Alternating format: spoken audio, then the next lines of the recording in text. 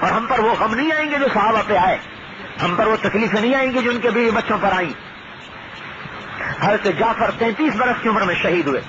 3 چھوٹے چھوٹے بچے عبداللہ اور محمد، اور لشکر کی آمد کی خبر تھی، اور جب خبر ملی کہ جعفر شہید ہو گئے، حضور صلی اللہ علیہ وسلم سے صبر نہیں آیا، بے قرار ہو گئے، مسجد سے اٹھے، سیدھے حضرت جعفر کے گھر گئے، بھائی تھے، چاچے کے لڑکے،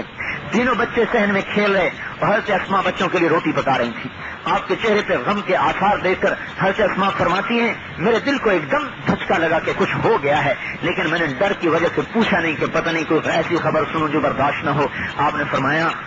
جعفر کے بیٹے میرے پاس آ جائیں، تو عبداللہ اور محمد تینوں آئے دوڑے دوڑے، آپ نے تینوں کو گود میں لیا، اس کو پیار کرے روئیں، اس کو پیار کرے روئیں، اس کو پیار کرے روئیں۔ جب رو رہے تو پھر مجھے صبر نہیں آیا، میں نے پوچھا یا رسول اللہ ما غفار جعفر، یا رسول اللہ میرے جعفر کا کیا بنا؟ تو آپ نے فرمایا احتسبی، اے اسماء صبر کر، وہ تو شہید ہو گئے۔ فخرت مغشیاً علیہا، حضرت اسماء بے ہوش ہو کے گر گئی،